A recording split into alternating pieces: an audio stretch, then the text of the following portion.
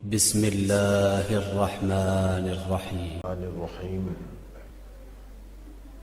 الحمد لله الذي لا يبلغ مدحته القائلون ولا يحصي نعماءه العادون ولا يعدي حقه المجتهدون،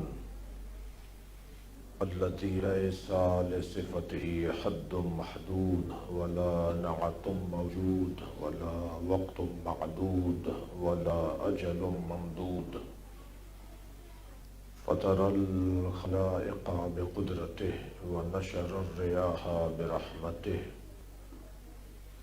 والصلاة والسلام على الرسول المسدد المصطفى العمجد المحمود الأحمد سيدنا ومولانا ومولى الكونين جد الحسن والحسين وعاني أبا القاسم محمد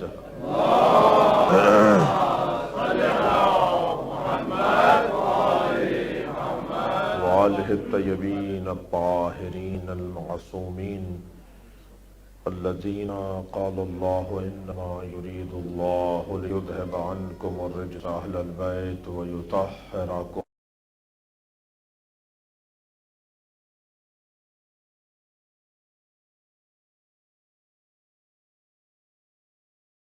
أعدائهم أجمعين من يوم عداوتهم إلى قيام يوم الدين.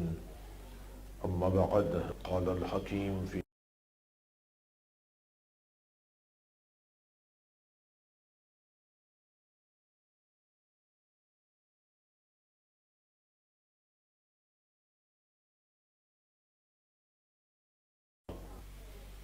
تؤتي أكلها كل حين بإذن ربها يضرب الله الأمثال للناس لعلهم يتذكرون وكلمة خبيثة كشجرة خبيثة اجتثت من فوق عرض ما لها من قرار. صلوات اللهم صل على محمد وآل محمد. سورہ مبارکہ ابراہیم کی 3 آیتیں میں نے آپ کے سامنے پڑھی ہیں،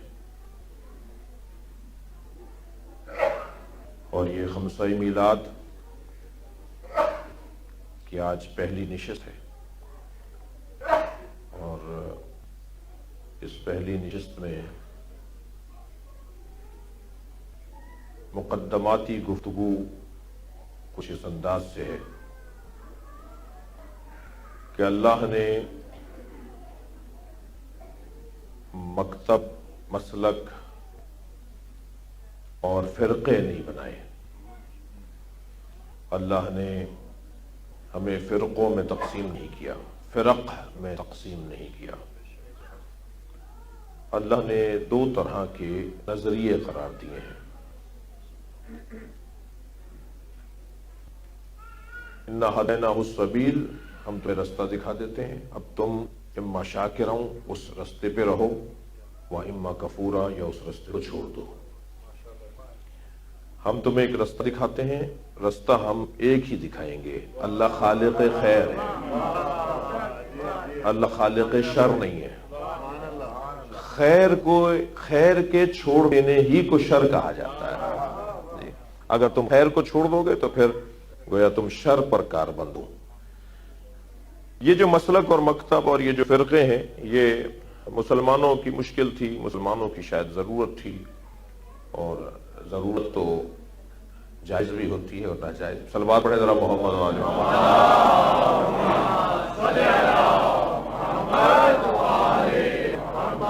تو وہ جو اللہ نے سوچ بنائی ہے، اللہ نے جو فکر بنائی ہے، میں اگر تینوں آیات کے ترجمے سے پہلے ترجمے کا مقدمہ پیش کر دوں کہ اب ترجمہ کیا ہونا ہے، تو وہ یہ کہ اللہ نے فرقے نہیں بنائے، اللہ نے 2 ہی نظریوں کا تعارف کروایا ہے. ایک کو حسینیت کہتے ہیں، ایک کو یزیدیت کہتے ہیں.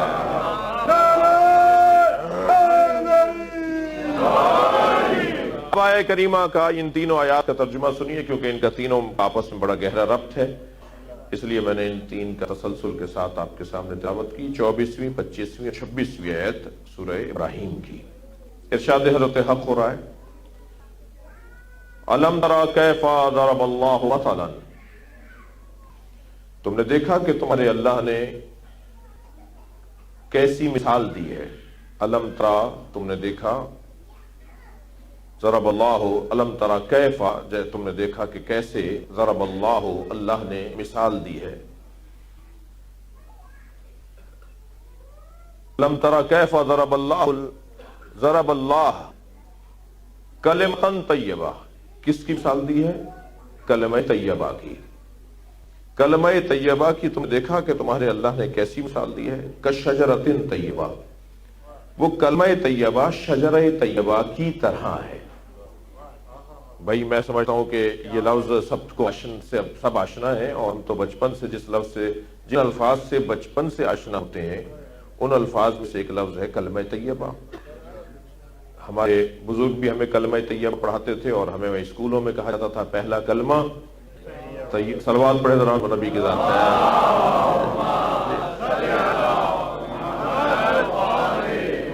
ہمیں وہ 6 کلموں کے ساتھ جو ہے وہ پہلا کلمہ بھی پڑھانے کی کوشش کی جاتی تھی، اگرچہ کلمہ صرف ایک ہی ہے. 6 کلمے تو 6 طرح کی تصویریں ہو جائیں گی، 6 طرح کے نظریے ہو جائیں گے. اللہ ہمیں ایک نظریہ دینا چاہتا ہے، 6 نظریے نہیں دینا. وہ الفاظ بھی جو بعد میں دوسرا کلمہ اور تیسرا کلمہ اور چوتھا اور پانچواں چھٹا، وہ بھی سب اللہ کے ذکر ہیں، اللہ ہی سے وابستہ اور دین سے وابستہ پیغامات ہیں، مگر کلمہ ایک ہی ہے. کلمہ طیبہ ہی ہے، یعنی بعد میں بھی جو کلمے ہیں وہ بھی کلمہ طیبہ ہیں. میں اور لفظ بہتر کروں کہ کلمہ طیبہ کی تشریح ہی ہے محمد رسول اللہ، اور کلمہ طیبہ کی تشریح ہی کو علی ولی اللہ کہا جاتا ہے. یہ علیحدہ تو ہے ہی نہیں. صلوات پڑھ لے نبی اور نبی.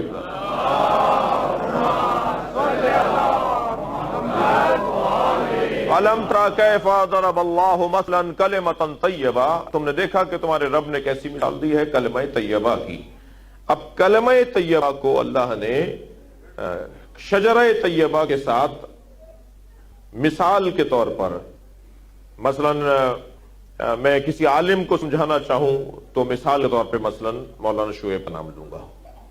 میں مثلا کسی ڈاکٹر کو سمجھانا چاہوں تو مثلا حیدر صاحب. اب ناراض نہ ہو جائیں جن کے میں نام نہیں لے رہا، تو مجھے سب کے نام بھی نہیں پتا. میں ایک مثال عرض کر رہا ہوں. فرض کیجئے ہمارے بھائی ابھی بہت اچھا پڑھ رہے تھے، میں کہوں جی اچھا پڑھنے والا کیسا ہوتا ہے، تو میں بھائی کا نام لوں. تو ایک چیز ہوتی ہے اصلی وجود، اور ایک ہوتی ہے اس کی مثال. مثالیں مختلف ہو سکتی ہیں جی، مثالیں مختلف ہو سکتی ہیں، وہ وجود ایک ہی ہوتا ہے، وہ نظریہ ایک ہی ہوتا ہے، اس کی مثالیں مختلف ہو سکتی ہیں. بھائی آپ ایک کمرے میں 14 آئینے دیواروں پہ لگا دیجئے اور بیچ میں کھڑے ہو جائیے، آپ 14 جگہ نظر آئیں گے مگر ہیں آپ ایک. توجہ کر رہا ہے؟ یہی ہم سمجھانا چاہتے ہیں کہ جب اللہ اپنے آپ کو دیکھنے لگتا ہے تو 14 آئینے بناتا ہے. صلوات پڑھیں گے محمد و آل محمد.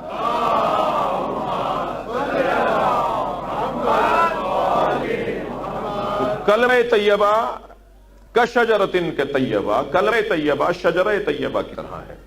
میں نے آپ سے اجازت لے لی ہے کہ آج یہ مقدماتی گفتگو ہے، ہمیں روزانہ کہیں آگے ایک منزل پر بڑھنا ہے. یہ خمسہ میلاد، مجھے نہیں معلوم کہ دوستوں نے خمسہ میلاد نام دیا یا نہیں، میں نام دے رہا ہوں. خمسہ میلاد ہے. صلوات پڑھ لے ذرا نبی اور آل نبی کی ذات. اللہم صل علی محمد و آلہ. ویسے محفل ہے، اور محفل میں جتنی زیادہ صلوات پڑھی جائیں گی، جتنے درود زیادہ بھیجے جائیں گے، اتنے میری اور آپ کی حاجتیں بھی زیادہ بہتر پوری ہوں گی.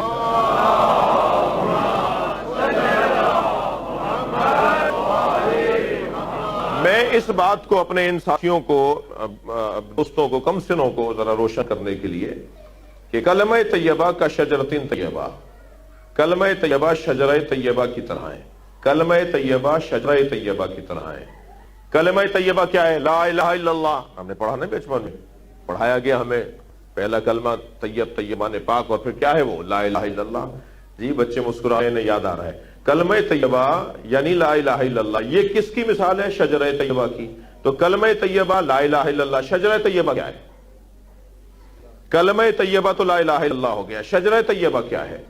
وہ حدیث قدسی میں جو معصوم نے ارشاد فرمایا کہ اللہ نے یہ کہا ہے کلمۃ لا الہ الا اللہ حصنی، کلمہ لا الہ الا اللہ میرا قلعہ ہے. ومن دخل حصنی امن من عذابی، اور جو میرے اس قلعے کے اندر داخل ہو گیا وہ میرے عذاب سے بچ گیا۔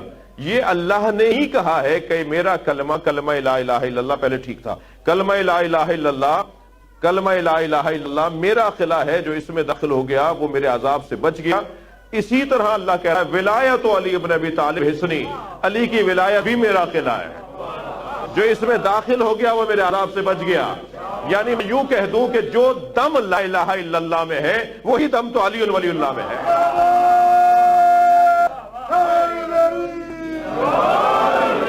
اب میں اب ان لوگوں کا تو میں ذمہ دار نہیں ہوں جن کے حلق سے ہر بات اترتی نہیں ہے، اور ہر بات اترنی بھی نہیں چاہیے۔ صلوات پڑھ لیں ذرا محمد و آل محمد۔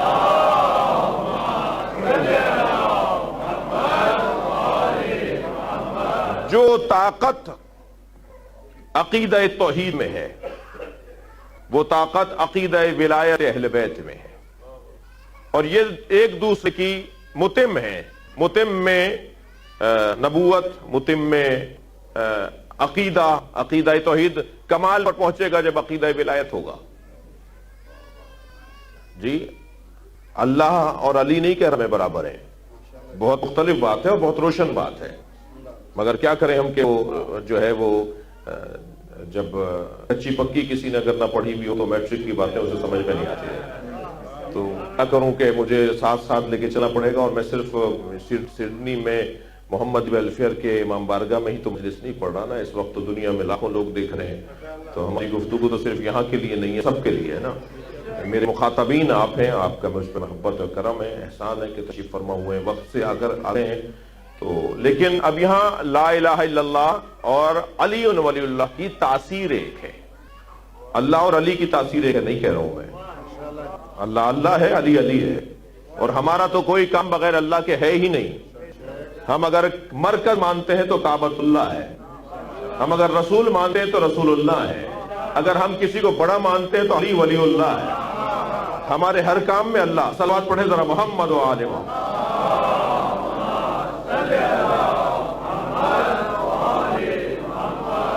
کلمۃ طیبۃ کشجرۃ طیبہ، کلمہ طیبہ کشجرہ طیبہ، کلمہ طیبہ شجرہ طیبہ کی طرح ہے۔ بات آگے بڑھے گی اور ابھی آیات کا ترجمہ آپ سن لیجئے۔ اصلھا ثابت، شجرہ طیبہ کی پہلی صفت، دو صفتیں اللہ نے اس میں بیان کی ہیں، شجرہ طیبہ کی صفات کیا ہیں، اور ہر چیز کو اس کی صفت سے پہچانا جاتا ہے۔ وہ صفت کبھی معجزے کے طور پر سامنے آتی ہے، اور وہ صفت کبھی لقب کے طور پہ سامنے آتی ہے۔ انبیاء کرام کے ہاں جو صفات ان کی تھیں وہ ان کے معجزے تھے، اور ائمہ اہل بیت کے ہاں جو معجزے تھے وہ ان کے لقب تھے۔ یعنی کاظم میرے مولا موسیٰ کا معجزہ ہے، قزم برداشت، جی صبر، یہ میرے مولا کا معجزہ ہے، دقت چاہوں گا آپ سے۔ اور صادق صداقت میرے مولا جعفر کا معجزہ ہے، جی۔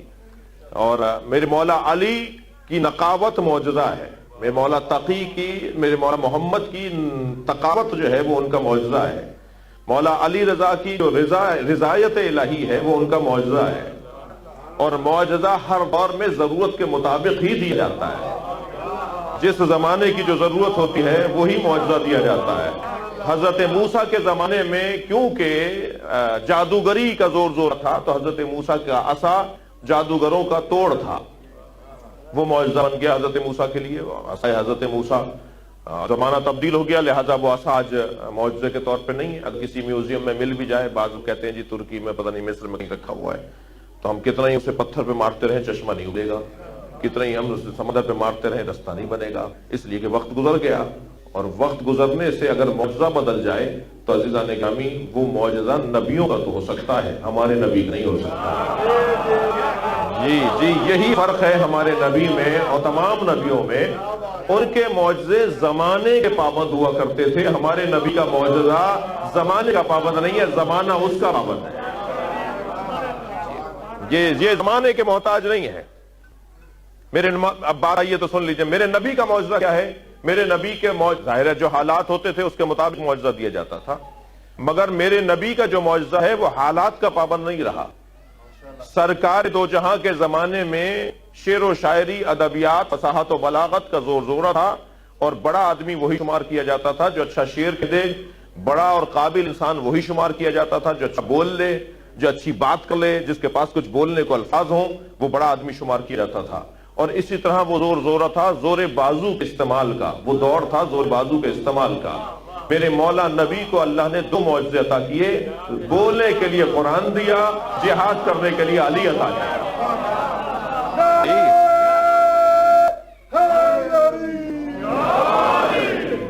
وہ جو شجاعت کا مظاہرہ ہے وہ مولا علی کے ذریعے سے اللہ نے نبی کو معجزہ دیا، اور وہ جو فصاحت و بلاغت کا مسئلہ تھا اس میں قرآن کو معجزے کے طور پر عطا کیا۔ اب یہاں جملہ محسوس کریں گے، خالق کا کلام قرآن اور مخلوق کا کلام نہج البلاغہ، یہ 2 ایسے کلام ہیں جو زمانہ بدار نہیں ہے، زمانہ ان کے پیچھے چلتا ہے، وہ زمانے کے پیچھے نہیں چلتے ہیں۔ آپ دیکھ لیجئے اتنی مدت گزرنے کے بعد قرآن پرانا نہیں ہو رہا، اتنی مدت گزرنے کے بعد نہج البلاغہ کہنا نہیں ہو رہی، پرانا نہیں ہو رہی، یہ آج بھی تازہ نظر آ رہی ہے۔ جی ہندوستان میں ایک یونیورسٹی کے پروفیسر کہتے ہیں، میں اپنی کلاس میں بات کر رہا تھا قرآن کے ادبی شاہکار ہونے پر، اور میں نے کہا جی قرآن پڑھا کرو، اور عربی ادب کے شاگردوں سے وہ بات کرتے تھے اور کہنے لگے جی قرآن پڑھا کرو، کیونکہ ہم بھی متنبی پڑھتے ہیں، ہم بھی جو ہے وہ دیوان پڑھتے ہیں، جب مدرسوں میں ہم پڑھتے ہیں تو عربی ادیبوں کے دیوان ہمیں پڑھائے جاتے ہیں، غزلیں پڑھائی جاتی ہیں ہمیں، جی عربی ادیبوں کی ہمیں غزلیں پڑھائی جاتی ہیں مدرسوں میں جب ہم مدرسے میں پڑھتے ہیں، تاکہ ہماری عربی ادبیات بہتر ہو جائے۔ جب ہماری عربی ادبیات بہتر ہو جائے گی تو ہمیں قرآن اچھا سمجھ میں آنے لگے گا، ہمیں معصوم کا فرمان اچھا سمجھ آنے لگے گا، کیونکہ وہ عربی میں ہے۔ فصاحت و بلاغت ہم پر روشن ہو جائے گی کہ کیا فصاحت کا کیا تقاضا ہے۔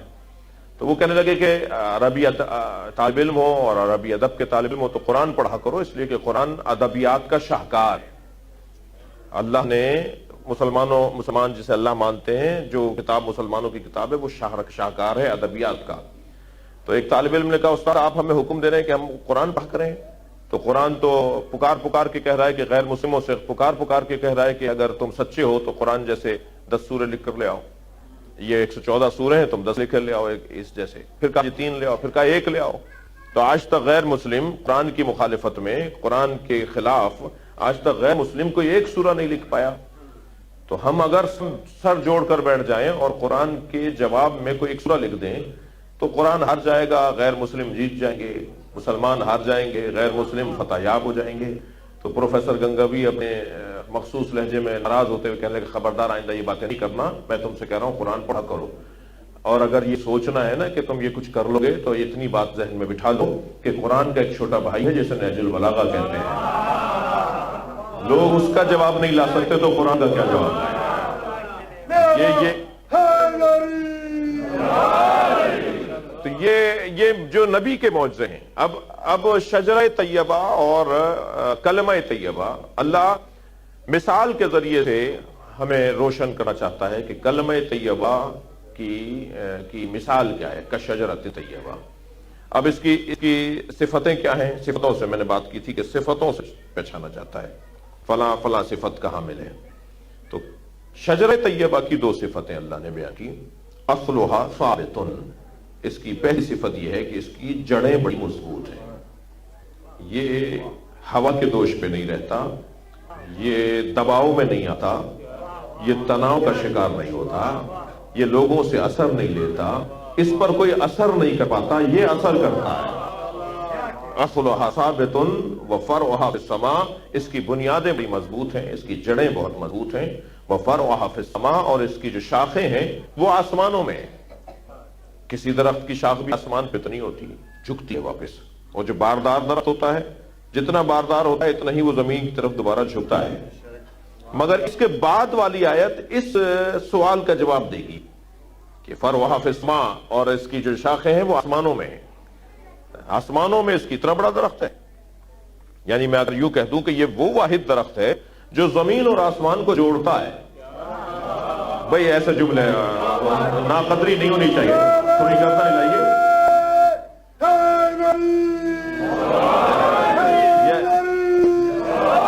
یہ ایسا درخت ہے جو زمین اور آسمان کو جوڑتا ہے، جس کی بنیادیں زمین میں ہیں مگر اس کے نتیجے آسمانوں میں۔ جی اصلھا فرعھا فی السماء، اس کی شاخیں آسمانوں میں. کوئی درخت ایسا نہیں ہے دنیا کے اندر، دکھا دیجئے کہیں، ڈھونڈ لیجئے کہ جس کی شاخیں آسمانوں میں جا رہی ہوں. درخت تو وہ جلانے کے قابل ہوتا ہے جو پھل نہیں دیتا. توجہ کر رہے ہیں؟ وہ درخت تو جلانے کے قابل ہوتا ہے جو پھل نہیں دیتا، اور جو پھل دیتا ہے وہ تو زمین پہ جھکتا ہے. یہ کون سا درخت ہے جس کی شاخیں آسمانوں میں جا رہی ہیں؟ عزیزان گرامی، ہم بھی تو یہی کہتے آ رہے ہیں کہ جو دو طرفوں سے وابستہ ہو اسی کو وسیلہ کہا جاتا ہے. جو وہاں سے بھی جڑا ہوا ہو اور یہاں سے بھی جڑا ہوا ہو.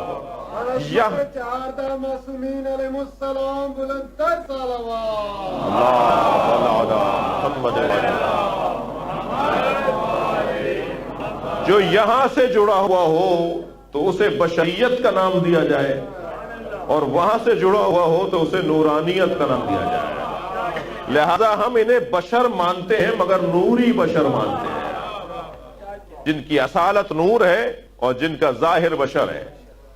یہ یہاں سے جڑے ہوئے ہیں تاکہ ہم ان سے مانوس ہو جائیں، یہ وہاں سے جڑے ہوئے ہیں تاکہ ان کے اندر جلوہ ربوبیت اور جلوہ صفات الہیہ ظاہر ہونے لگے. یہ وہاں سے جڑے ہوئے ہیں کہ وہ رشتہ نہ سمجھ میں آئے، یہ یہاں سے جڑے ہوئے ہیں کہ یہ رشتہ سمجھ میں آئے. اب بس یہی مرحلہ ہے کہ جو گمراہی کا مرحلہ ہو جاتا ہے کہ جو یہاں سے دیکھتا ہے وہ اپنے جیسا سمجھتا ہے، وہ وہاں سے دیکھتا ہے تو شرک کرنے لگتا ہے. صلوات پڑھنے ذرا محمد و آل محمد.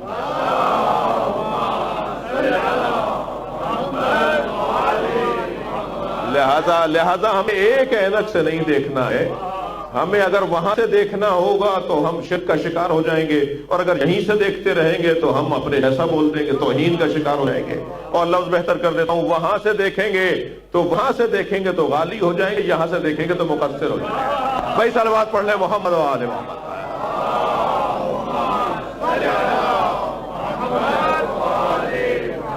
میں تو اس الجھن کو ایک جملے میں یہ کہہ کر ختم کر دوں کہ نہ ہمیں وہاں سے دیکھنا ہے نہ ہمیں یہاں سے دیکھنا ہے، ہمیں ان کی آنکھوں سے دیکھنا ہے کہ وہ ہے کیا.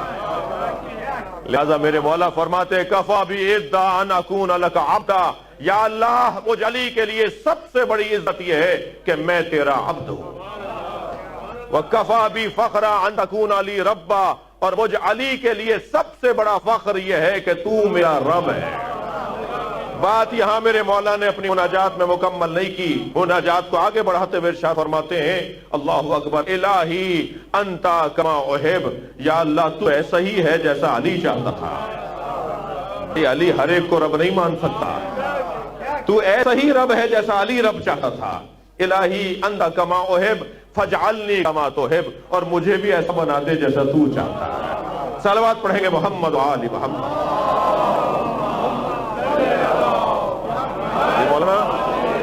ایک اور صلوات نبی اور آل نبی پر.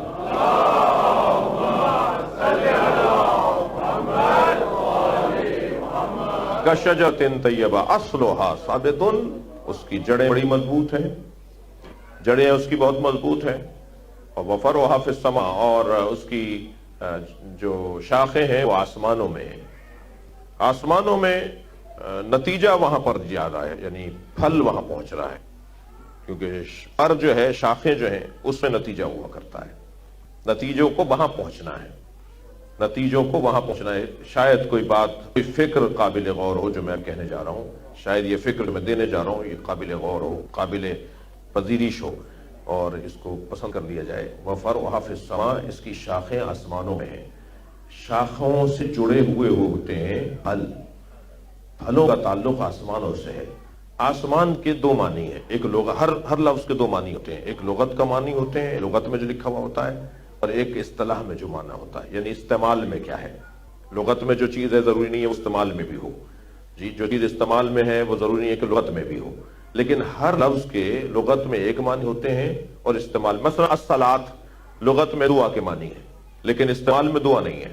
مخصوص ایک عمل کو کہا جاتا ہے جس میں قیام ہے، جس میں رکوع ہے، جس میں سجدے ہیں. ایک مخصوص اعمال اور اذکار اور اوراد ہیں، ایک مخصوص وقت پر وہ ادا ہوتا ہے، مخصوص الفاظ، مخصوص عمل ہوتا ہے اس میں، اس لیے اسے الصلاۃ کہا جاتا ہے، نماز کہا جاتا ہے. لغت میں دعا کے معنی میں. اس طرح سے قص لہذا اور 85 مثالیں ہیں کہ لغت میں کسی اور معنی میں ہے، اور اصطلاح میں استعمال میں کسی اور معنی میں. توجہ چاہوں گا. اب یہاں پر سما کے لغت میں معنی ہے بلندی.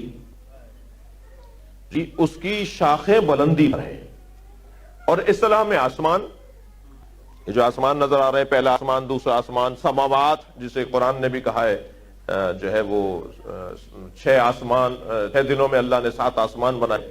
یہ جو آسمان یعنی ایک طبقہ، دوسرا، تیسرا، اور پھر معلوم ہوا کہ 7 آسمان اللہ نے قرار دیے. تو میں لغت کے معنی سے بھی استفادہ کرنا چاہتا ہوں، اس کا انکار نہیں ہو سکا. یہ ذہن میں رہے کہ جب بھی ہم کسی چیز پر غور کریں گے تو اس کے لغوی معنی کا ہم انکار نہیں کر سکتے. تو لغوی معنی کے اعتبار سے پیغام یہ ہے کہ وہ فَرْعُهَا فِي السَّمَاء، ان کی جو فر ہیں، جو ان کے نتیجے ہیں، جو ان کے پھل ہیں، وہ بلند رہتے ہیں. اور نتیجوں کو کہا جاتا ہے شیعہ. شجرہ طیبہ کے نتیجے کو شیعہ کہا جاتا ہے. شیعہ اسے کہتے ہی نہیں ہے جو جھکنے والا ہو. شیعہ کہتے ہی اسے جو ہر میدان میں بلند رہتا ہو، ہر جگہ.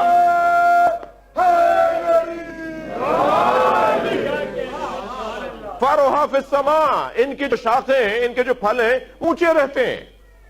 یعنی ہمارا کوئی دوسروں سے مقایسہ ہی نہیں ہے.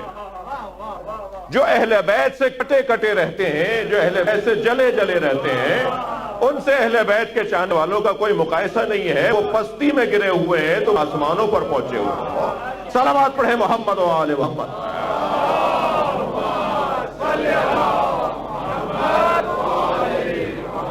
اللہ نے ہمیں بلند کیا ہے. بھائی بلند لوگوں کا کام نیچے آنا نہیں ہے. بلند لوگوں کا کام اپنے آپ کو نیچا کرنا نہیں ہے. جی ند لن یدہر علی بخلا، میرے مولا مرثیہ پڑھ رہے اپنا. جی فرماتے ہیں کیا کیا ہے زمانے نے میرے ساتھ. علی کا دکھ دیکھیے، درد دیکھیے. کیا کیا ہے زمانے نے میرے ساتھ کہ کہتے ہیں علی اور فلاں. کیا واسطہ میرا اس کے ساتھ، کیا جوڑ علی کا فلاں کے ساتھ. بھائی جب مولا علی نے نام نہیں لیا تو میں نام ممبر کیوں لوں گا. پاک ممبر ہے. صلوات پڑھ رہا محمد و آل محمد.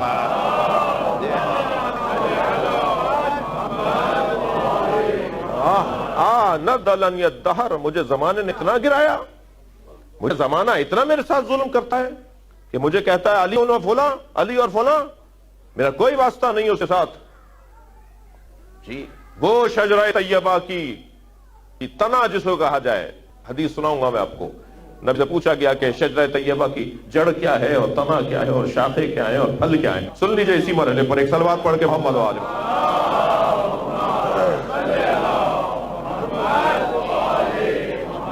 میرے مولا نبی فرماتے ہیں شجرہ طیبہ کی جڑ میں مصطفیٰ ہوں. شجرہ طیبہ کی جو تنا ہے وہ علی ہے. شجرہ طیبہ کی شاخیں علی کی اولاد میں آنے والے امام ہیں، اور ان شاخوں پہ سجنے والے پھل ہمارے شیعہ ہیں. اللہ اکبر. لہذا یہ بہت بڑی سعادت کی بات ہے کہ میرا تعلق ان کے ساتھ ہو جائے. یعنی میری قسمت بلند ہو جاتی ہے اگر میں شجرہ طیبہ سے وابستہ شمار کی جائے لوگوں. اور فرمائیں تو کوئی ربط ہی نہیں ہے. یہ آسمانوں والے لوگ ہیں، یہ بلند لوگ ہیں، اور جو ان سے کٹے ہوئے لوگ ہیں ان کا کوئی مقایسہ ہی نہیں ہے، ان کا وجود ہی نہیں ہے. ابھی آگے والی آیت میں سناؤں گا. اللہ نے ان کے وجود کو نہیں مانا ہے. اللہ نے خیر کو خلق کیا ہے، شر کو خلق ہی نہیں کیا نا. بھائی آپ جملہ محسوس کریں، تھوڑا گردن ہلاتے ہوئے ثواب ملے گا آپ کو. گردن ہلانے کا تھوڑا سا گردن ہلائیے. مجھے خوف لگا رہتا ہے کہ پتہ نہیں یہ انگریزی سمجھنے والے لوگ ہیں، اردو سمجھ بھی نہیں رہے ہیں. سمجھ بھی رہے ہیں یا نہیں سمجھ رہے ہیں. ادھر تو ایک اور محفل بھی ہو رہی ہے برابر میں. ایک اور صلوات محمد و آل محمد.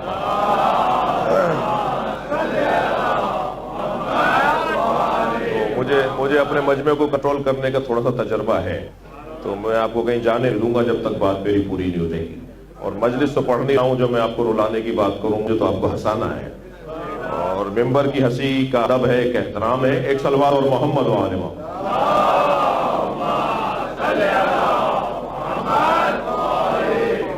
اس سے بہتر اور بلند صلوات.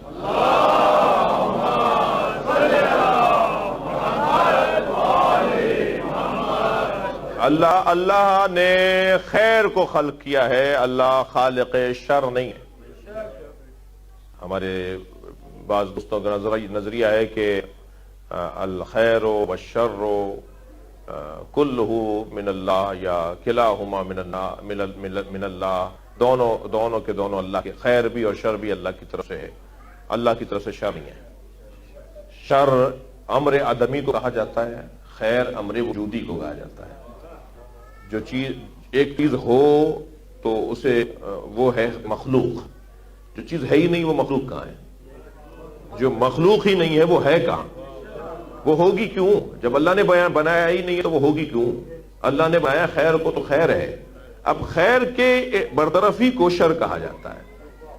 مثلا میرے پاس خیر ہے اس لیے کہ علی ہے، فلاں کے پاس علی نہیں ہے، شر ہے۔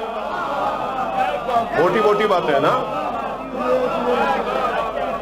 یہ بہت روشن بات ہے کہ خیر کا مصداق اتم مولا علی کی ذات ہے۔ کیا پڑھتے ہیں آپ؟ کیا پڑھتے ہیں آپ نماز جنازہ کے اندر؟ جی کیا کہتے ہیں چوتھی تکبیر کے اندر؟ انی لا عالم منہ الا خیرا، یا اللہ ہم اس کے بارے میں کچھ جانتے ہی نہیں ہیں سوائے خیر کے۔ 10 دفعہ دیکھا تھا جھوٹ بولتے ہوئے، 50 دفعہ دیکھا تھا انہوں نے نماز جو ہے نا وقت پہ نہیں پڑھی تھی، ہمیں پتا تھا ان کے اوپر حج واجب تھا اور حج کر کے نہیں آئے۔ اتنا کھلا جھوٹ بھی اللہ سے؟ یا اللہ ہم اسے جانتے ہی نہیں ہیں اللہ خیرہ سوائے خیر کے۔ سب بولتے ہیں یا نہیں بولتے؟ ہر جنازے پہ بولتے ہیں آپ۔ چلیں کسی پہ بول دیا کس پہ نہیں بولا تو لگتی ہے سمجھ میں آتی ہے بات۔ ہر جنازے پر ایک ہی بات کہ یا اللہ ہم جانتے ہی نہیں ہیں اس کے بارے میں کچھ الا خیرہ سوائے خیر کے۔ یہ کیا مطلب ہے جی؟ یہاں خیر سے مراد اعمال نہیں ہے، عقیدہ ہے۔ بھائی مجھے اندازہ ہونا چاہیے کہ آپ یہاں خیر سے مراد اعمال کی تو بات ہی نہیں ہو رہی نا۔ اعمال تو اگر اب یہ روزے نہیں رکھ کر کے وارث پڑھوائے، میں ابھی سے کیسے کہہ دوں کہ اس کو عذاب نازل کر دے، اس نے روزے نہیں رکھے، اس نے نمازیں نہیں پڑھی، اس کے اوپر عذاب آ جائے، اس لیے کسی نے ہو سکتا ہے بھی بچے پڑھوا دے۔ شرعی احکامات بھی ہیں کہ ماں باپ کی نمازیں اولاد کو پڑھوانا ہوتی ہیں، اگر وہ قضا کر کے گئے ہیں، اگر اسے روزہ رہ گیا تو اولاد رکھوائے گی، حج نہیں کر کے گئے اولاد کروائے گی۔ تو میں ابھی نماز روزہ حج زکات کی وجہ سے کیسے اسے کہہ دوں کہ اسے جہنم میں بھیج دے؟ وہ کون سا خیر ہے جس کو میں یقین سے کہتا ہوں کہ یہ میں نہیں جانتا الا خیرہ سوائے خیر کے؟ اللہ اکبر۔ اگر میری بات اب تک کسی بچے پہ واضح نہیں ہے تو مثال دیتا ہوں، جب سرکار دو جہان نے غدیر میں کہا نا کہ سب کو روک کر اعلان کرو کہ واپس آ جائیں، جو پیچھے گئے ان کو بلاؤ کہ جلدی آ جائیں، تو مؤذن نے پوچھا یا رسول اللہ کیا کہہ کر پکاروں؟ سرکار نے فرمایا کہو حی علی خیر الاعمال۔ صلوات پڑھیں گے محمد و آل محمد۔ مولانا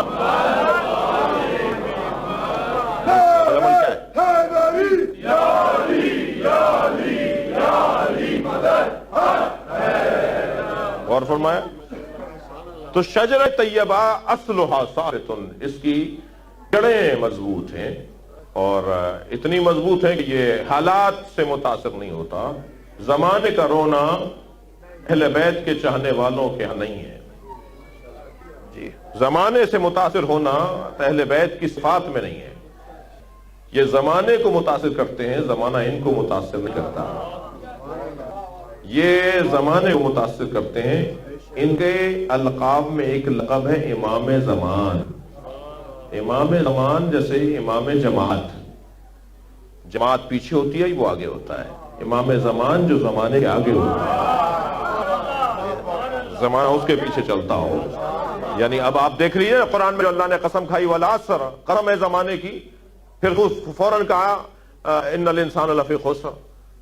جی یہ کون سے زمانے کی قسم کھا کے اللہ کہہ رہا ہے؟ ایک زمانہ ہے کہ اگر تم نے اسے اپنے دماغ میں بٹھا لیا تو نقصان نہیں اٹھاؤ گے، وہ زمانہ ہے عصر مصطفیٰ کا زمانہ، وہ زمانہ ہے عصر نص کا زمانہ، وہ 250 سالہ زمانہ جو اب قیامت تک کے زمانوں کی امامت کرے گا۔ وہ 255 سال کا جو زمانہ ہے، جو ائمہ اہل بیت کی ظاہری حیات کا زمانہ ہے، جو ہمارے لیے مثال ہے اور نمونہ ہے۔ اصلھا ثابت و فرعها فی السماء، اور اس کی فرع، اس کی جو شاخیں ہیں وہ آسمانوں میں ہیں۔ تو بڑا گہرا تعلق میں نے کیا کہ آسمان والوں کے ساتھ ایک بڑا گہرا تعلق ہے۔ زمین پر ان کا ذکر ہونا توجہ چاہوں گا، ان کے ذکر کے ہونے کا لازمہ یہ ہے کہ خود بخود آسمان والے جڑ جاتے ہیں۔ اس وقت محفل ہو رہی ہے نا یہاں، آپ کو یقین ہے، اپنے یقین میں اضافہ کریں کہ اس وقت یہ خطہ جو اس میں آپ لوگ اور ہم جہاں بیٹھے ہیں، یہ خطہ جڑا ہوا ہے آسمان والوں کے ساتھ۔ زور بیانی نہیں ہے، خطابت نہیں دکھا رہا، حدیث سنانے جا رہا ہوں آپ کو۔ صلوات پڑھیں ذرا محمد و آل محمد۔ جی اچھا، ممکن ہے کہ میری اس حدیث کے سننے سے کل وقت پہ لوگ آ جائیں کہ جو ہے بھئی یہ تو بڑی معراج ہو رہی ہے، محفل میں بیٹھے ہوئے، اور حقیقت حال بھی یہی ہے، یہ زور بیانی نہیں ہے۔ یہ جتنے جگہ پر آپ اور ہم بیٹھے ہوئے ہیں، یعنی خواتین بیٹھی ہیں، آپ بیٹھے ہیں، ہم لوگ جس محفل میں ہم بیٹھے ہوئے ہیں، یہ پورا قطع عرضی جو ہے، یہ جو زمین کا ٹکڑا ہے، یہ اسی وقت میں اسی آن میں جڑا ہوا ہے آسمان والوں کے ساتھ۔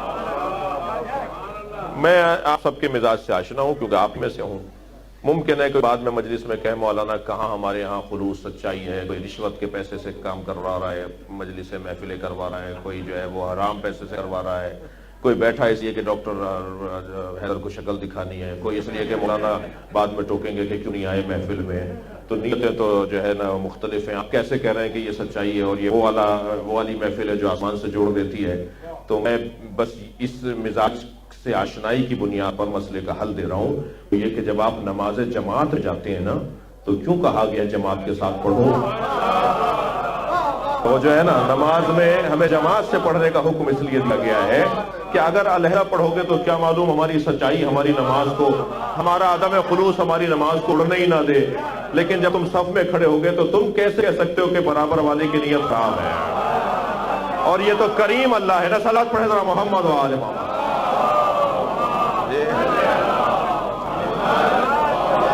یہ تو کریم اللہ ہے نا کہ اگر دو کی قبول کر رہا ہو اور چار بیچ میں نیت تھوڑی سی کمزور لے کر آئے ہو، اور پھر ایک کی نیت بڑی اچھی ہو اور پیچھے والے کی نیت اچھی اور آگے والے کی بری ہو، تو اللہ جب اس کی قبول کر رہا ہے، اس کی کر رہا ہے، اس کی کر رہا ہے، تو کرم الہی کا تقاضا ہے کہ سب کی قبول کرے۔ تو میں اس لیے محفل میں آ کے بیٹھا ہوں کہ اگر میری نیت میں کمزوری ہے تو برابر والے کی تو سچائی ثابت ہے۔ صلوات پڑھیں گے محمد و آل محمد۔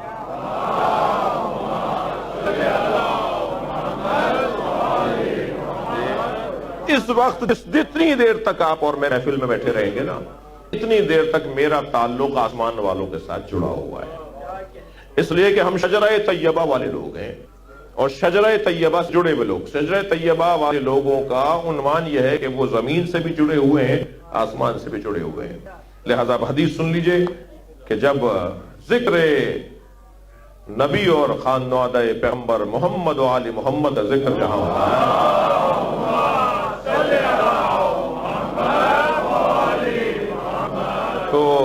تو آسمان سے فرشتے نازل ہونا شروع ہوتے ہیں۔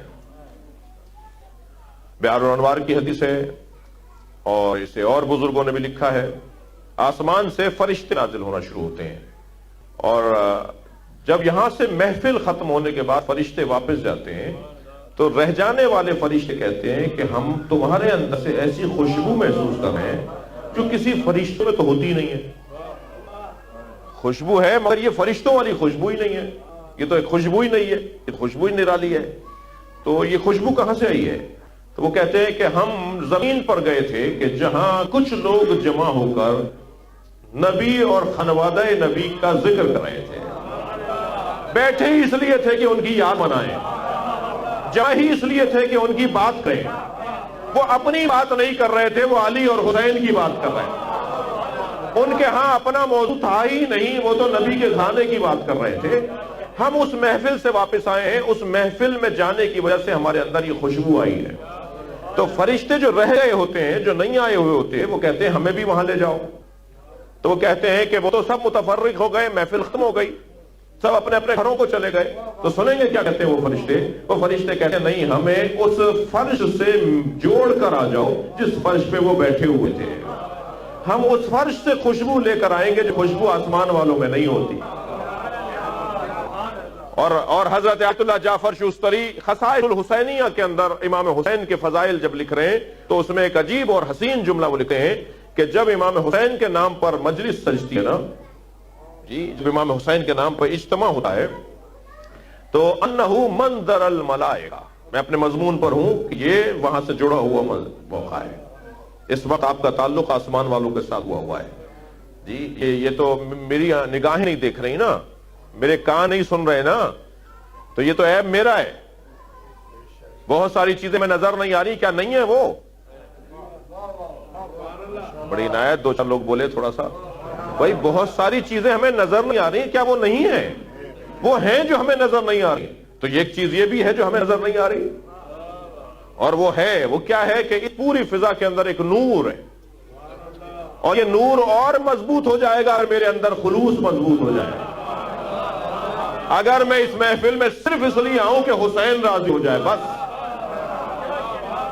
تو جتنا میری خلوص میں دم رہے گا اتنا اس تعلق میں طاقت بڑھتی چلی جائے گی، اس تعلق میں گہرائی بڑھتی چلی جائے گی. عزیزان گرامی ذرا محسوس کریں کیا فرما رہے ہیں؟ انہو منظر الملائکہ، جہاں حسین کا ذکر ہو رہا ہوتا ہے، جہاں حسین کا ذکر ہو رہا ہوتا ہے وہ ملائکہ کا منظر ہوتا ہے. آپ کہتے ہیں بڑا اچھا منظر ہے، آپ کہتے ہیں جی فلاں منظر دیکھا، فلاں منظر کشی بڑی. منظر مفعول ہے نا، منظر اس مکان ہے جس کو دیکھا جائے. جی منظر الملائکہ، ملائکہ کہیں اور نہیں دیکھ رہے زمین پر. بھائی ملائکہ کے پاس اتنا وقت نہیں ہے کہ وہ ادھر ادھر دیکھتے رہے. ملائکہ زمین پر دیکھتے تو اس محفل کو دیکھتے ہیں جہاں حسین ہو رہا ہو، جہاں امام حسین کا ذکر ہو رہا ہو. ملائکہ انہو منظر الملائکہ، وہاں ملائکہ کے دیکھنے کی جگہ ہوتی ہے. ومنزل الملائکہ، منظر اور منزل توجہ ہے، جہاں ملائکہ دیکھیں وہ جگہ ہوتی ہے جہاں حسین کی بات ہو رہی ہو، اور جہاں ملائکہ اتریں وہ جگہ ہوتی ہے جہاں حسین کی بات ہو رہی ہو. اب ممکن ہے کہ مادی طور پر تو اس وقت مجلس کے اندر 100 آدمی ہوں، 150 آدمی ہوں، مثلا 200 آدمی ہوں، گنتی مجھے نہیں آ رہی، لیکن اتنا ہے کہ ہمارے درمیان بیٹھے ہوئے جو لوگ ہیں نا وہ جو ہمیں نظر نہیں آ رہے. تو اسی لیے میں ان بچوں سے کہتا ہوں، چھوٹے بچوں سے، کہ جب بھی مجلس میں اور محفل میں آؤ تو وضو کر کے آؤ، اس لیے کہ جب میں قرآن صامت کو بغیر وضو کے نہیں چھو سکتا تو قرآن ناطق کر بغیر وضو کے. صلوات پڑھنے ذرا محمد و آل محمد.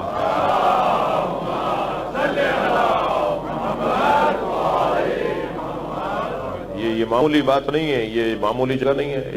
اس فرش کی اور اس محفل کی قدر جتنی میں سمجھوں گا اتنا ہی. یہ تو دینے کے لیے انہوں نے بلایا ہے ہمیں، یہ تو دینے کے لیے انہوں نے بلایا ہے. اب میرے دامن اگر چھوٹا ہے تو قصور تو میرا ہے. جی کوئی بڑا دامن لے کر آیا تو لے جائے گا. دامن بڑا کرنے کی ضرورت ہے نا، جی ظرف بڑا کرنے کی ضرورت ہے نا. جتنا میرا ظرف بڑا ہوتا چل جائے گا. یہ دینے میں کمی نہیں ہے، مجھے نہ لینا آ رہا ہوتا ہے نہ میرے پاس لینے کی چیز ہوتی ہے، تو مجھے اپنے ظرف کو بھی بڑا کرنا ہے، مجھے لینے کا ڈھنگ بھی آنا چاہیے. اور اس وقت میں کریم ابن کریم کو راضی کر رہا ہوں نا، میں اور آپ ہم سب مل کر کریم ابن کریم کو راضی کر رہے ہیں. ہر ایک کے دل میں حاجات ہیں، پریشانیاں ہیں، الجھنیں ہیں، مسائل ہیں، مصائب ہیں، وہ مشکلات ہیں، حاجات ہیں، وہ سب میرے اور آپ کے ذہن میں رہنا چاہیے. ہم ایک محفل سے اپنے مسئلوں کو حل کر سکتے ہیں. ہمارے مسئلے تو بہت چھوٹے ہیں، ہمارے مسئلے بہت چھوٹے ہیں بھائی، اور ہمارے مسئلے تو مادی ہیں، عرضی ہیں، وقتی ہیں.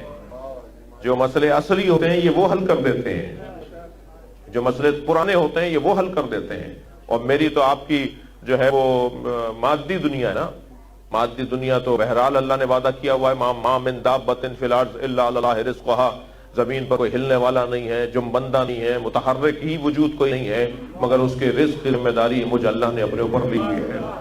تو دیر سویر تو ہوگی مگر ہمارا رزق کھل جائے گا، ہمیں اللہ رزق دے گا. جو اصلی چیز جو یہاں سے لینے کی ہے وہ مادی چیزیں نہیں ہیں، وہ چیزیں ہیں کہ جو آ جائیں تو پھر ہم رزق بانٹنے والے ہو سکتے ہیں. بھائی اگر تھکے ہوئے نہیں بیٹھے تو جملہ کہنے جا رہا ہوں، اگر اصلی چیز میرے پاس آ جائے تو کبھی بہلول دانا بنوں گا، کبھی حور علیہ السلام بنوں گا.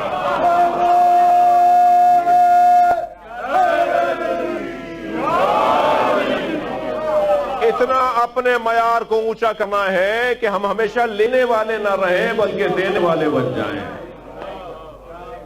کبھی ہم میسم اور میقات بن جائیں، کبھی ہم سلمان و بوزر بن جائیں، کبھی مالک اشتر کے نوکر بن جائیں، تو یہ پھر دینے والی پوزیشن میں آ جائیں گے۔ اور ایسے ہی لوگ ہیں جی، معصومین کا تو مقایسہ کسی سے ہو نہیں سکتا، اس لیے کہ مولا علی نے روکا ہے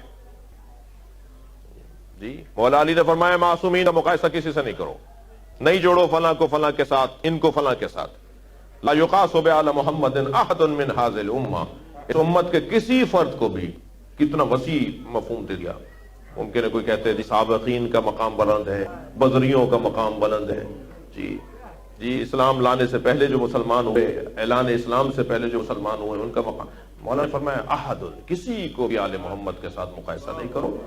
کیف یسوا، مولا علی کا جملہ سن لیجیے نا۔ ایک صاحب جگہ ہم نے تقریر کی کہ جی ہم اہل بیت کا کھاتے ہیں، اہل بیت ہم رزق دیتے ہیں، تو ایک صاحب کہنے لگے جی اللہ رزق دیتا ہے۔ بھائی تمہیں ہمیشہ جب اہل بیت کے فضائل آتے تو اللہ ہی کیوں آتا ہے؟ تم اللہ سے ہی مقابلہ کیوں کرتے ہو؟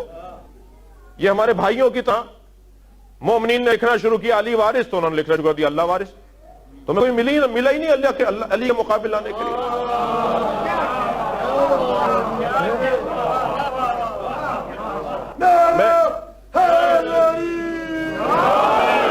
میں ایک دیوبندی بھائی، میری بڑی دوستی ہے، پیار ہے، وہ ہمارے عزیز ہیں، ایک دیوبندی دوستوں کے ساتھ بیٹھا ہوا تھا، وہ کہنے لگے جی آپ کے شرک ہوتا ہے، تو دو تین مثالیں انہوں نے دی کہ شرک ہوتا ہے۔ میں نے کہا جی بتائیے کہاں شرک ہوتا ہے، کیا ہم شرک کرتے ہیں؟ تو انہوں نے دو تین مثالوں میں ایک مثال یہ دی کہ آپ کے یہاں علی وارث کہا جاتا ہے، جی وارث تو اللہ ہے۔ میں نے کہا مولانا آپ حافظ قرآن ہے؟ کہ ہاں الحمدللہ۔ میں نے کہا حافظ قرآن ہے تو قرآن مجید کی آیت میں آپ کو سنا دوں؟ آپ کو مجھے سنانی چاہیے تھی آیتیں، اس لیے کہ آپ حافظ قرآن ہیں۔ میں آپ کو ایک آیت سنا دیتا ہوں، آپ کہہ رہے ہیں کہ علی اللہ وارث ہوتا ہے، اس کا تو کوئی انکار ہی نہیں ہے نا۔ اللہ وارث ہے، اس کا کوئی انکار ہی نہیں ہے۔ کتاب خدا کافی ہے، اس کا کوئی انکار نہیں ہے۔ یہ بول کون رہا ہے؟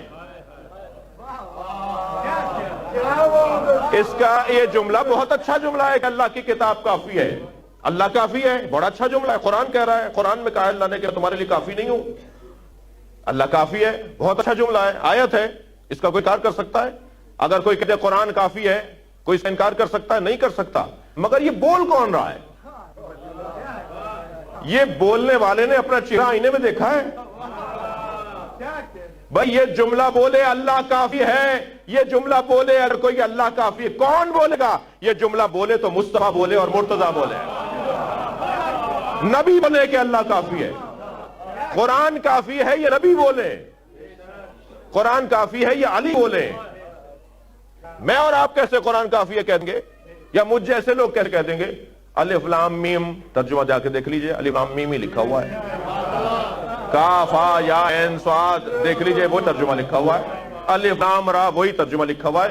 جو حروف تہجی کا ترجمہ نہ کر پائے، ہم الف لام میم کا ترجمہ نہیں کر سکتے تو قرآن کو کیسے سمجھیں گے؟ تو قرآن کافی ہے کہ جملہ بولے تو نبی بولے، قرآن کافی ہے کہ جملہ بولے تو علی بولے، اللہ کافی ہے کہ جملہ بولے تو نبی بولے۔ جی وہ جس اللہ نے کہا ہے کہ اللہ کافی ہے قرآن میں، وہی اللہ تو کہہ رہا ہے وابتغوا الیہ الوسیلہ، مجھ تک پہنچنے کے لیے وسیلہ تلاش کرو۔ یہ قرآن میں تضاد نہیں ہے۔ میں دقت چاہوں گا قرآن فہمی کا ذوق رکھنے والوں سے۔ ایک جانب قرآن کہہ رہا ہے، اللہ کہہ رہا ہے الیس اللہ کافٍ عبدہ، کیا اے میرے بندے تیرے لیے اللہ کافی نہیں ہے؟ اور وہی قرآن کہہ رہا ہے وابتغوا الیہ الوسیلہ، جب تم اللہ کی طرف آنا چاہو تو وسیلے کو تلاش کرو۔ وہی قرآن کہہ رہا ہے میرے حبیب مجھ سے جو دعا مانگو، اللہ نے اپنے حبیب سے دو بڑی پیاری دعائیں منگوائی ہیں، مجھ سے یہ مانگو، دو چیزیں منگوائی ہیں اپنے نبی سے جو بہت روشن اور واضح۔ ایک تو اپنے نبی سے اللہ نے کہا کہ مجھ سے علم مانگو، مجھ سے علم مانگو۔ جی اب اس کی تفسیر میں جاؤں گا تو بہت حاشیہ در حاشیہ ہو جائے گا۔ جی زیادہ مجلس سے پڑھنے والے کے پاس مضامین بہت زیادہ ہوتے ہیں، اور یہ تو طے ہے کہ میں اس وقت کثیر السفر ہوں، آپ کے سڈنی میں بھی پوری نماز پڑھ رہا ہوں، آیا ہوں 5 دن کے لیے یہاں، جی کیونکہ سفر زیادہ ہو رہا ہے، اور سفر کیوں خامخواہ تو نہیں ہو رہا، کہیں نہ کہیں جو ہے وہ مجلس کا سفر ہے، بیان کا سفر ہے۔ تو یہ جو اللہ کہہ رہا ہے نا کہ میرے حبیب مجھ سے علم مانگو، تو علم مصطفیٰ، علم الہی اور ہمارا علم، یہ تینوں مختلف مفاہیم ہیں۔ ہمارا علم ہم نہیں جانتے اس پردے کے پیچھے اس پردے کے پیچھے کیا ہے، اچھائی نہیں جانتے، ہم نہیں جانتے اس دیوار کے پیچھے کیا ہے۔ ایک صلوات پڑھیں محمد و آل محمد۔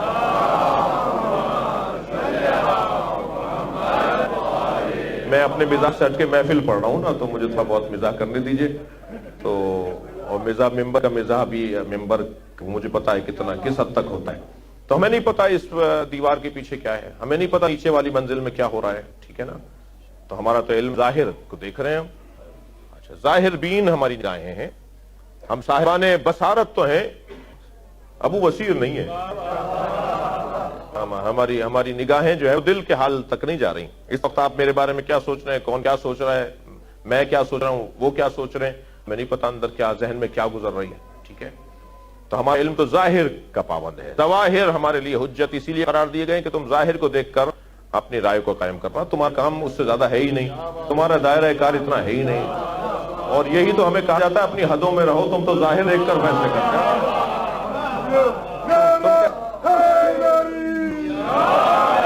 تمہارے پاس جب باطن کی باتیں نہیں ہیں، تمہارے پاس جب جو ہے وہ باطن کا علم ہی نہیں ہے، بطن ہی تمہارے پاس نہیں ہے، تو تم فیصلے بطن والے کیسے کرتے ہو؟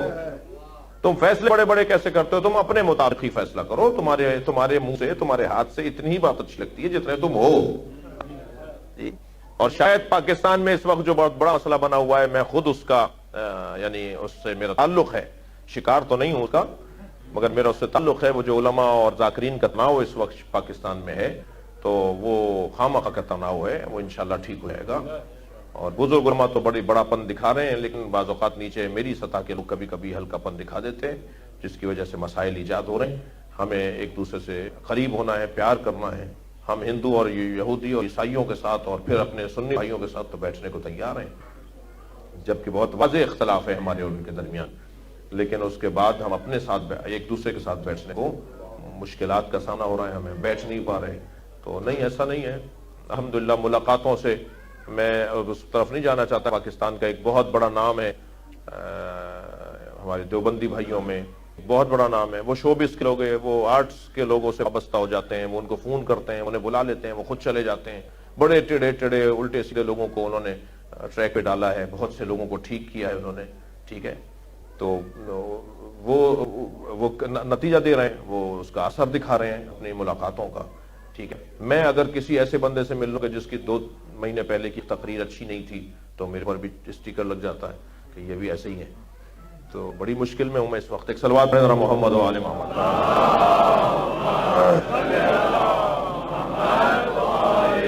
اور میں آپ کو ایک اچھی خبر یہ دوں کہ میں کوئی 10 ایسی شخصیات ہیں، خطباء و ذاکرین ہیں پاکستان میں، جن کے بارے میں ماضی میں بہت عجیب غریب باتیں تھیں، مگر ملاقاتوں کے ذریعے سے، پیار کے ذریعے سے، محبت بانٹنے کے ذریعے سے، ابھی پچھلے دنوں ایک ایسے ذاکر نے کہ جس کے بارے میں جو ہے نا وہ بعض لوگ سوچ بھی نہیں سکتے تھے کہ ایسی کوئی بات کرے گا، اس نے پورا عشرہ عقیدہ توحید پر پڑھا ہے۔ اس نے ایک دن پوری مجلس میں، اس مجلس میں بیٹھا، پوری مجلس نماز کی فضیلت پہ پڑھی ہے۔ کون کہہ رہا ہے کہ نماز کو نہیں مانتے؟ صلوات پڑھیں ذرا محمد و آل محمد۔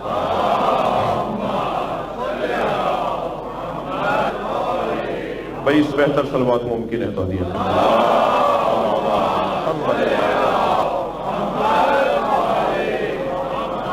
عزیزان گرامی، اتنا طے ہے کہ دو چیزیں اللہ نے اپنے حبیب سے، مضمون میں واپس پڑھوں، 2 چیزیں اللہ نے اپنے حبیب سے کہا مجھ سے مانگو۔ ایک اللہ نے کہا رب زدنی علما، مجھ سے علم مانگو۔ یا اللہ قل رب زدنی علما، پوری آیت کا فقرہ یہ ہے، قل کہو مجھ سے مانگو، رب اے اللہ زدنی اضافہ فرما، علما میرے علم، اضافہ فرما میرے علم میں۔ تو نبی سے اللہ کہہ رہا ہے نا میرے علم میں اضافہ فرما۔ ہماری نسبت جو ہے وہ ہم بھی مانگتے ہیں یا اللہ ہمارے علم میں اضافہ فرما، نبی بھی مانگ رہے ہیں ہمارے علم میں اضافہ فرما۔ تو ہمارے علم میں اور نبی کے علم میں بہت موٹا سا اور واضح فرق ہے، اور اللہ کے علم میں اور نبی کے علم میں بہت موٹا سا فرق ہے، ٹھیک ہے۔ ہمارا علم تو یہی ہے، جیسے میں مثال دی کہ ہم تو ظاہری طور پر دیکھتے ہیں، جانتے ہیں، ہمیں کچھ نہیں پتا ہوتا۔ وہ جو شخص مولا علی سے کہہ رہا تھا نا کہ آپ جنگ ہار جائیں گے، نہ جائیے، آپ کا ستارہ گردش میں، مولا نے اسے کہا تھا بتا میری گھوڑی کے سم کے نیچے کیا ہے؟ تو آسمانوں کی باتیں کر رہا ہے، ستاروں کی باتیں بتا رہا ہے مجھے، جی میرے ستارہ گردش میں، تو اتنا بتا میری گھوڑی کے سم کے نیچے کیا ہے؟ تو تو اسے کچھ نہیں پتا تھا. پھر حضرت نے اس شکم پر، گھوڑی کے شکم پہ ہاتھ رکھ کے فرمایا یہ حاملہ ہے، بتا اس میں نر ہے یا مادہ؟ وہ بھی اسے پتا نہیں تھا. حضرت نے فرمایا تو سامنے کی چیز نہیں بتا سکتا، تو آسمان کی باتیں کر رہا ہے. تو میرا علم اور ان کے علم کے اندر بہت ہی واضح فرق ہے، بہت ہی روشن فرق ہے. وہ خود مولا سے جب کسی نے کہا کہ آپ کا علم علم غیب ہے، اب علی کا جواب دیکھیے. علی کا جواب ہی نہیں، علی کا وجود ہی علی ہے. میرے مولا کا ایک ایک لمحہ علی ہے.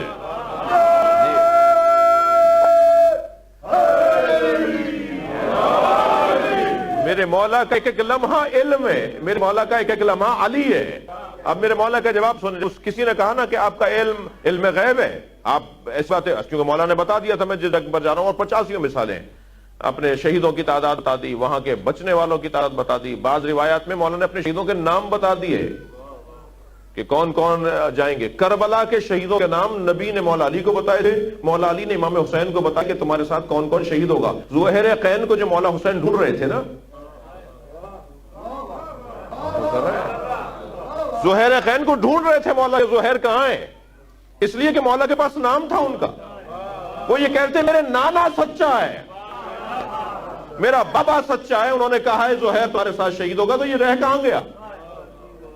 جب معلوم ہوا کہ ظہیر فلاں رستے پہ جا رہے ہیں، امام نے رستہ بھی تبدیل کروایا، اس رستے پہ چلو جہاں ظہیر ہے، اور قریب جا کے پیغام بھیجا عباس بلا کے لاؤ. جب نہیں آ رہے تھے مولا کے کہنے پر تو مولا خود چلے گئے. دیکھیے حسین ڈھونڈ رہے ہیں. تو یہ جو علم، اس علم کو کیا کہیں گے آپ؟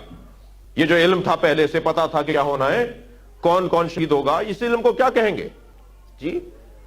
تو مولا علی سے پوچھا گیا یا علی آپ عالم غیب ہیں. مولانا زیادہ دیر تو نہیں ہو رہی،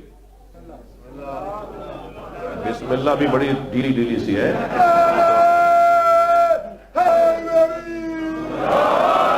مجھے اندازہ ہے آپ کو صبح اپنے آفسوں میں بھی جانا ہے، اداروں میں بھی جانا ہے، مگر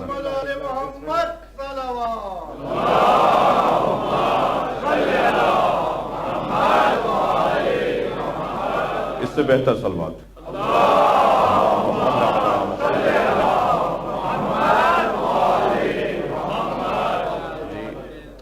چاہوں گا آپ سے. حضرت سے پوچھا یا علی آپ کا علم علم غیب ہے؟ مولانا بے ساختہ فرمایا. علی کا جملہ بھی علی ہے، وہ میں جملہ کہہ رہا تھا. میرے مولانا بے ساختہ فرمایا میرا علم علم غیب نہیں ہے، میں تو صاحب غیب سے استفادہ کرتا ہوں. اللہ اکبر. ایک علم جو اللہ اپنے حبیب سے کہہ رہا ہے رب زدنی علما، یا اللہ میرے علم میں اضافہ فرما. میں مجھ سے کہو میں حبیب مجھ سے مانگو. ایک تو یہ مانگا، یہ منگوایا، دوسرے الفاظ میں اپنے حبیب سے منگوایا. یہ مانگو مجھ سے، کیا مانگو گے؟ یہ مانگو.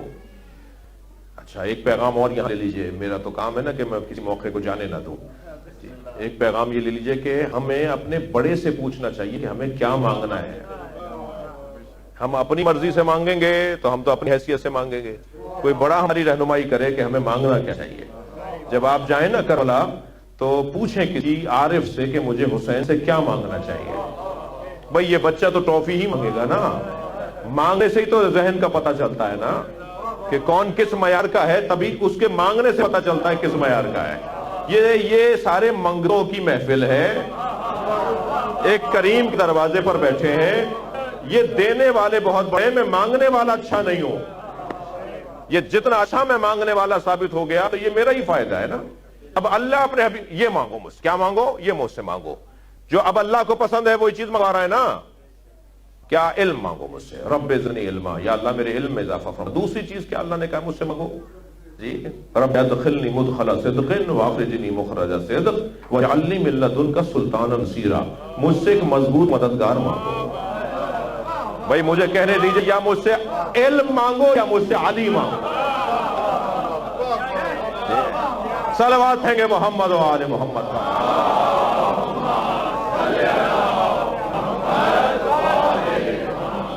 بس ایک آخری پیغام اور فضیلت کا باب.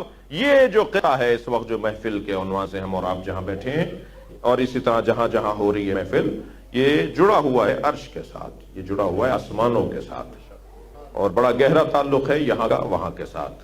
شجرہ طیبہ یہاں بھی مضبوط اور شاخیں اس کی آسمانوں میں. یہ جڑا ہوا وجود ہے. اس جڑے ہوئے وجود کی برکتوں میں سے ایک برکت یہ ہے کہ جب میرے مولا نے زمین پہ قدم رکھا نا تو 70,000 فرشتے نبی کو مبارکباد دینے آئے. 70,000. اس جگہ پر 70 لاکھ بھی آ سکتے ہیں، اس لیے کہ جو فرشتہ ہے نا وہ مادی نہیں ہوتا، وہ مجرد مخلوق ہے نا.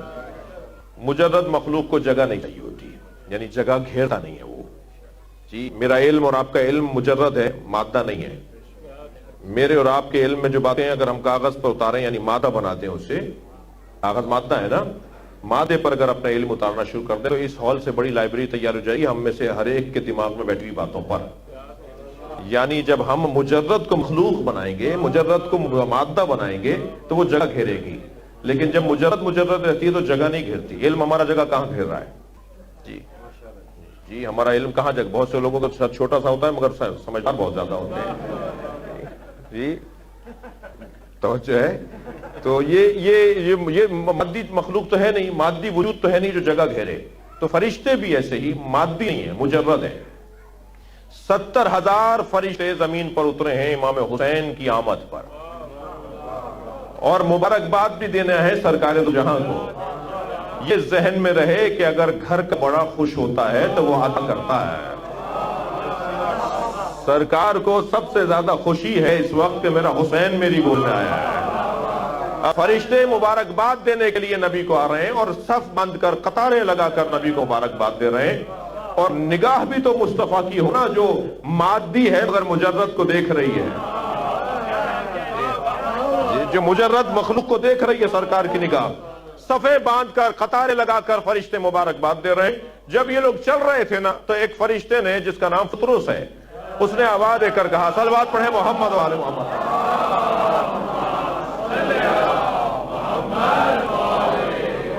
اس نے آواز دے کر کہا کہ تم زمین پر حسین کی مبارکباد کو جا رہے ہو، نبی کو مبارکباد دینے جا رہے ہو. میرے تو بالوں پر جل چکے ہیں، میں تو جا نہیں سکتا. تم میں سے کوئی میری مدد کرے، مجھے سہارا دے اور مجھے نیچے تک نبی کی خدمت تک لے جائے، آسمان سے زمین کی طرف لے آئے. تو فطرس جب قطار میں اس کا نمبر آیا نا، اس کا نام آیا کہ اب فطرس آگے بڑھے گا مبارکباد دینے کے لیے. بالوں پر جلائے ہوئے تھا. اب یہ بالوں پر جب بات ہم مادے اور مجرد کی کر رہے ہیں تو یہ بات روشن رہنی چاہیے کہ جب یہ مخلوق ہی مجرد ہے تو بالوں پر تم مادہ ہوتے ہیں، مادی چیز ہے. بالوں پر جی بال جو ہے وہ جل چکے تھے اور پر بھی اس کے جل چکے تھے. اس کا وجود ہی بدلا ہوا تھا. پرندے کا اگر آپ مادی پرندے کا اگر آپ کو تصور میں لائیں، اس کے بال جلے ہوئے ہوں، پر جلے ہوئے ہوں تو کیسی مخلوق لگ رہی ہوگی. ٹھیک ہے، ابھی اس کے بالوں پر جلے ہوئے تو مجرد مخلوق ہے، مادی تو ہے نہیں. تو بال سے کیا مراد ہے اور پر سے کیا مراد ہے؟ حضرت علامہ مجلسی نے حیات القلوب کے اندر بڑا حسین جملہ لکھا ہے. وہ فرماتے ہیں کہ بال علم جل گیا تھا اور پر عمل جل گیا تھا. ہاں، اللہ نے بال علم اور پر عمل کو جلا دیا تھا. اب اس کا علم بھی نہیں بڑھتا تھا، اسے عمل کرنے کی اجازت بھی نہیں تھی. جی جس طرح کہتے ہیں نا کہ وہ کر دیا جی، گھر بٹھا دیا، وہ آپ انگریزی میں کچھ کہتے ہیں، گھر بٹھا دیا، پوسٹنگ نہیں جا رہی، گھر بیٹھ جاؤ، نہ تم کوئی عمل کرو گے. ایک صلوات پڑھے محمد و آل محمد.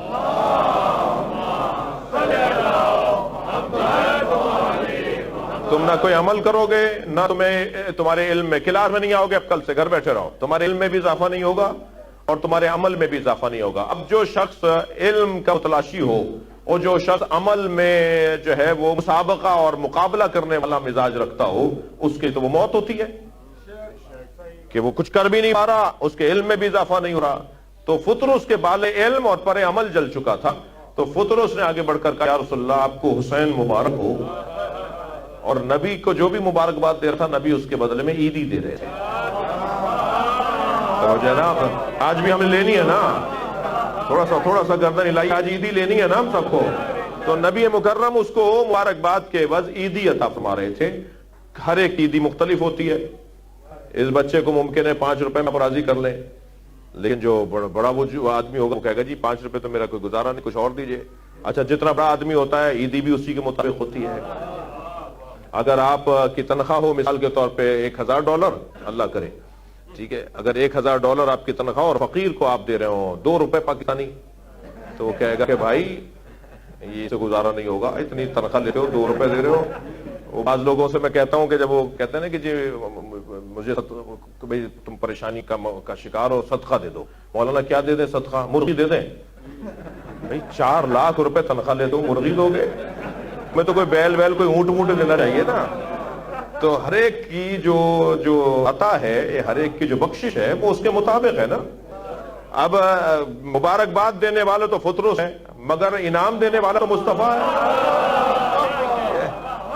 تو سرکار تو اپنی حیثیت سے دیں گے نا. تو فطرس نے کہا یا رسول اللہ میں آپ کی خدمت میں آؤں. جلائے کس نے تھے بالوں پر؟ اللہ نے نا. سزا اللہ نے دی تھی نا. اب یہی تو نظام ہے معرفت کا. سزا اللہ دے رہا ہے، بخشش مصطفیٰ دے رہا ہے. اس کا مطلب ہے کہ انہیں اختیار ہے نا اللہ کے نظام کے اندر. یا اللہ مجھے اے مصطفیٰ مجھے شفا چاہیے اور مجھے شفا عطا کریں. میرا بار علم اور پر عمل جل چکا ہے. امام گہوارے میں ہے، مانگنے والا نبی سے مانگ رہا ہے. توجہ ہے. سرکار ارادہ فرماتے، سرکار ہاتھ اٹھاتے تو فوراً بال اوپر آ جاتے، فوراً ان کی حیثیت پلٹ آتی، فوراً ان کی جو پرانی کیفیت تھی وہ دوبارہ بال ہو جاتی. مگر نبی کو یہ تو بتانا ہے نا کہ مصطفیٰ سے مانگو گے حسین دے گا، حسین کے دروازے پہ جاؤ گے مصطفیٰ دے گا. سرکار نے ہماری رہنمائی فرمائی. ایک مرتبہ فطرس سے کہا کہ یہ جو جھولا جس میں حسین لیٹا ہوا ہے، حسین سے نہیں، جھولے سے، گہوارے سے. مہد کہتے ہیں عربی، مہد گہوارہ جو جھولتا ہے. گہوارے سے جا کر خود کو مس کر لو، خود کو گہوارے سے جا کے مس کر لو. اب گہوارہ اور ہے، حسین اور ہے. جو نسبتوں والے لوگ ہیں میرے جملے کی قدر کریں گے. ہم نسبتوں سے جڑے لوگ ہیں نا. بھئی یہی چادر آپ اپنے بیڈ پر ڈال دیں گے تو کوئی چومے گا نہیں اس کو. یہی چادر آپ نے ممبر پہ ڈال دی تو میں چوم کے بیٹھا ہوں. وہ کیا فرق ہوا اس چادر میں؟ یہ وہاں گئی تو کوئی اور نسبت ہو گئی، اس قابل ہی نہیں کہ چوما جائے. یہاں آ گئی کوئی اور نسبت ہو گئی، تو معاملہ تو نسبت کا ہے. حضرت، اب میں سنت کے لیے ایک روایت سنا رہا ہوں. حضرت عمر نے ایک دن امام حسن کو اپنے کاندھے پر بٹھا لیا. امام چاہ بھی رہے تھے کہ کیا کر رہے ہیں آپ، کیا کر رہے ہیں، اور ایک دم بٹھا لیا انہوں نے اپنے کاندھے پر. تو اصحاب نے کہا یہ کیا کیا آپ نے؟ کہنے لگے میں نے سنت نبی کو ادا کیا، نبی بھی تو بٹھاتے تھے. تو یہ بات نسبت. حضرت عبداللہ ابن عمر اس ممبر کو جا کے چومتے تھے جس میں نبی بیٹھے تھے. حضرت امام اعظم ابو حنیفہ نے امام صادق صلوات پڑھیں گے محمد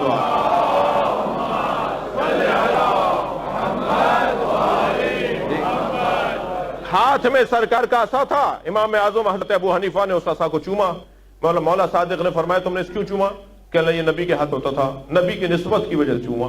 حضرت نے فرمایا تم نبی کے ہاتھ میں موجود عصا کو تو چوم رہے ہو جس میں جان نہیں ہے. میرے وجود میں تو نبی کا خون دوڑ رہا ہے. اس ہاتھ کو چومو، اس ہاتھ کو چومو. مولا نے ہاتھ بڑھا، اس کو چومو اگر چوم رہے ہیں تو. صلوات پڑھے ذرا محمد و آلہ.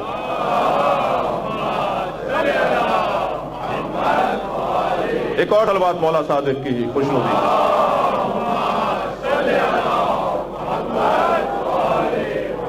تو میں نسبتوں کا انکار کرنے والوں کو مسلسل پیغام پر پیغام دے رہا ہوں. یہ نسبت ہے نا. اس جھولے میں حسین ہے، اس لیے نبی فرما رہے ہیں اس جھولے سے جا کے خود کو مس کر لو. جی جھولے میں حسین ہو یا زریح میں حسین ہو. اور بدلوں لفظ، زریح کو ہم اس لیے چومتے ہیں کہ اس میں حسین ہے. جھولے کو اس لیے چوما گیا کہ اس میں حسین ہے. ایک صاحب کہنے لگے شرک ہے، یہ زری کو بوسا دینا شرک ہے. تو ہم نے اسی وقت میں قرآن اٹھا کے ان کے ہاتھ میں دے دیے، فوراً انہوں نے چوما. میں نے یہ کیا کیا آپ نے؟ کہنے قرآن کو چوما. میں نے قرآن تو اندر ہے. کھولیں گے الفاظ تو اندر ہے. یہ تو جلد ہے، یہ تو جزدان ہے، یہ تو قرآن کا جو ہے وہ غلاف ہے. تم نے اسی کو چوم لیا. کہنے کیونکہ قرآن سے نسبت ہے. میں نے کہا یہی ہم سمجھا رہے تھے آپ.